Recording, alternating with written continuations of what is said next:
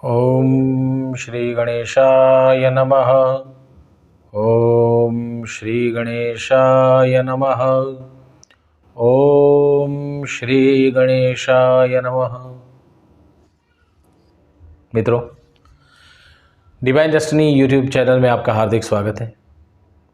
ये चैनल नया है और आपकी कृपा से ये चैनल थोड़ा आगे बढ़ा है। इस चैनल में हम ज्योतिष, कर्मकांड, पूजा पाठ, वास्तु, न्यूमरोलॉजी, अपनी जन्म पत्रिका कैसे देखें, ग्रहों को कैसे जानें, नवरत्न, नवग्रह, रुद्राक्ष, इनके बारे में जानेंगे। क्या पता कोई टॉपिक आपको छू जाए और कोई वस्तु काम आ जाए। तो ये चैनल को आप सब्सक्राइब करिए, बेल आइकन को प्रेस करिए, शेयर करिए, लाइक करिए और हर जगह पे बांटें, क्योंकि बांटने से बढ़ता है, पुण्य हमें मिलता है। आज का विषय है होलिका दहन। संस्कृत में उसे होलिका दहनम कहते हैं। हम उसे होली, छोटी होली, होलिका दहन या फिर रंगों का त्यौहार कहते हैं। और ये फाल्गुन मास शुक्ल पक्ष पूर्णिमा में आता है। इस बार ग्रहण होने से लोगों को बहुत सारा कन्फ्यूजन है। ग्रहण तो है, ये साल का पहला ग्रहण है, चंद्र ग्रहण, लेकिन ये जो ग्रहण है ये भारत में नहीं दिखेगा, इसको तक हमें नहीं लगता है। ये जो ग्रहण है ये जापान, इंडोनेशिया, वहाँ पर दिखेगा। इसलिए आप बड़े इत्मीनान से, आराम से होली मना सकते हैं। होली हम क्यों मनाते हैं, इसके पीछे पुराण में बहुत सारी कथाएं हैं। 2-3 कथाएं फेमस हैं। एक है कि हिरण्यकश्यपु ने अपने बेटे प्रहलाद को मारने के लिए अपनी बहन होलिका को, जिसे वरदान मिला था कि अग्नि उसे छू नहीं सकती, भस्म नहीं कर सकती, लेकिन वरदान के अंदर एक अपवाद था कि अगर कोई सिद्ध पुरुष या सात्विक मन वाला इंसान उसकी गोद में बैठ जाए तो वो होलिका खुद दहन हो जाएगी, वो नहीं दहन होगा। भगवान विष्णु की चमत्कार से प्रहलाद तो बच गए, लेकिन होलिका खुद भस्म हो गई। उसी यानी बुराई पे अच्छाई की विजय जो है, उसी के कारण हम ये होली मनाते हैं, होलिका दहन मनाते हैं। और दूसरा कि शिवजी ने त्रिनेत्र से काम को भस्म किया था, इसीलिए भी ये होलिका दहन यानी होली हम मनाते हैं। इस बार होली 24 तारीख को है, पूर्णिमा है, वो सुबह 9:56 से स्टार्ट होती है, 25 तारीख को आफ्टरनून 12:30 तक रहती है। इसलिए हमें 24 तारीख को रात्रि यानी सूर्यास्त 6:49 के आफ्टर हमें होली का त्यौहार मनाना है। होली के त्यौहार के शुभ मुहूर्त आपको मिलते हैं। इसमें जो 3 प्रकार के मुहूर्त मिलते हैं, हमें बीच का एक मुहूर्त पकड़ना है, वो है अमृत नाम का एक काल जो समय आता है, वो 8:18 से स्टार्ट होता है, 9:46 यानी 9:45 तक है। उसके बाद भी जो चल मुहूर्त है वो 9:45 से लेकर 11:14 तक है। ये जो गृहस्थ है यानी जो आम जनता जो होती है, सौभाग्यवती स्त्री, बच्चे, जो पुरुष हैं, उनको 8:18 से 11:14 तक ये मुहूर्त में होलिका पूजन करना है। होलिका दहन की पूजा कैसे करें, सब अपने अनुसार करते हैं, लेकिन शास्त्रोक्त तरीके से माना जाए तो जो सौभाग्यवती स्त्री और जो पुरुष या बच्चे, ये सभी होलिका का पूजन कर सकते हैं। होलिका का पूजन करने से पहले आप सायंकाल को गणपति कुलदेवी की पूजा करने के बाद आप बाहर जाइए। उस दिन आपको घर को बंद नहीं रखना है, क्योंकि एकाध जन को घर पे रुकना ज़रूरी है, क्योंकि उस दिन विष्णु लक्ष्मी जी हमारे घर में आते हैं। अगर घर बंद रहेगा तो फिर लक्ष्मी जी की कृपा हमारे घर में नहीं रहती है। इसीलिए घर को बंद ना रखें, घर को खुला रखें और लाइट जलाए रखें। होलिका दहन के लिए बनाई गई लकड़ियाँ और कंडों को ये सूत का धागा 3 बार लपेटें। फिर जो गंगा जल या कलश में शुद्ध पानी है वो छिड़कें। फिर पुष्प, अक्षत, कुंकु, हल्दी से पूजा करें। फिर जो बताशा, गुड़, मिठाई है वो अर्पण करें और सूखा नारियल अर्पण करें।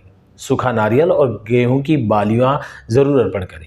पूजा करने के बाद आपको होली को 7 बार प्रदक्षिणा करनी। होलिका रात्रि जो होती है ना, वो साल में 1 बार आती है, वो बहुत महान रात्रि है।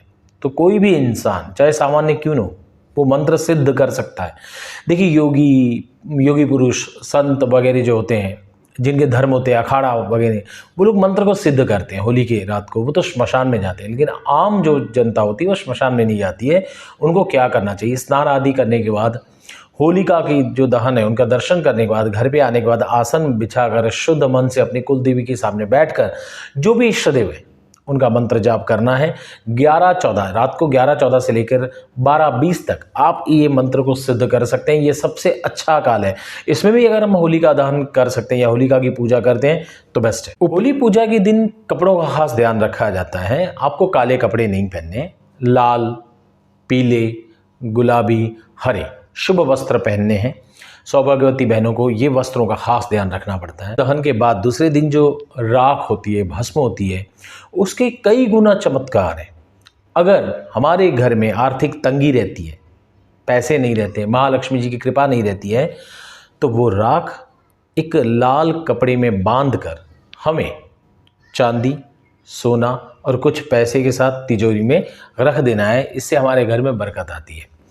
दूसरा, जो बच्चों को अक्सर नज़र लगती है, हाँ ये बहुत बच्चा अच्छा है, नज़र लगती है क्योंकि नेगेटिव वाइब्रेशन बच्चे को जल्दी कैच करते हैं। वो बच्चे को खाते नहीं हैं, पीते नहीं हैं, कभी कभी बीमार रहते हैं, दुबले रहते हैं। तो उन माताओं को क्या करना है, जिन मिर्ची, काले तिल, काले उड़द और पीली सरसों से 7 बार उन पे घुमाकर ये जो वस्तुएं हैं वो होलिका दहन में यानी होलिका के दहन के वक्त आपको डाल देनी। बच्चे जो बात नहीं सुनते हैं, ज़िद्दी होते हैं, मोबाइल देखते हैं, पढ़ाई में ध्यान नहीं देते हैं, उनके लिए बहुत अच्छा उपाय है कि ये जो होलिका दहन की राख होती है दूसरे दिन आपको थोड़ी सी लानी है, छाननी है और उस राख को आपको बच्चे जहाँ पर पढ़ाई करते हो वहाँ किसी कपड़े में बांधकर उसके टेबल में रख देना है। बच्चों का कंसंट्रेशन लेवल बढ़ता है और ये पढ़ाई अच्छी तरह से कर पाते हैं और ये मोबाइल वगैरह जो होता है धीरे धीरे ये जो आदतें हैं वो उनसे छूटती है। होलिका दहन की राख का एक और फायदा, जिन राशियों पे साढ़े साथी चल रही है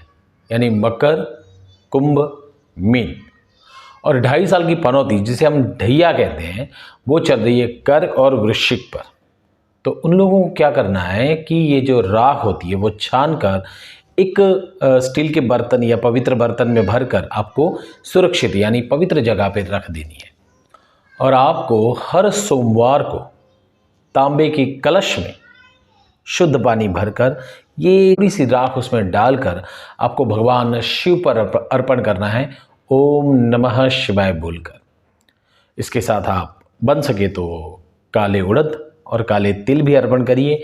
आपकी साढ़े साथी कम होगी और घर में सुख, शांति, समृद्धि बनी रहे। घर में अगर लड़ाई रहती हो, पैसा न बचता हो या संतान का प्रॉब्लम हो या फिर जो बरकत न हो या वास्तु दोष हो तो उनको क्या करना है, होलिका दहन की राख लाकर उसको छानकर थोड़ा सा दूध पानी उसमें मिश्रण करके सुखाकर फिर छान लेनी है और वो जो राख होती है वो पवित्र दिनों में यानी सोमवार, गुरुवार, शुक्रवार के दिन या पवित्र तिथि में आपको घर के हर कॉर्नर में छिड़क देनी है, जिससे वास्तु दोष कम होता है और घर के अंदर शांति, सुख, समृद्धि, ऐश्वर्य और दाम्पत्य जीवन और संतान की पढ़ाई वगैरह सब एकदम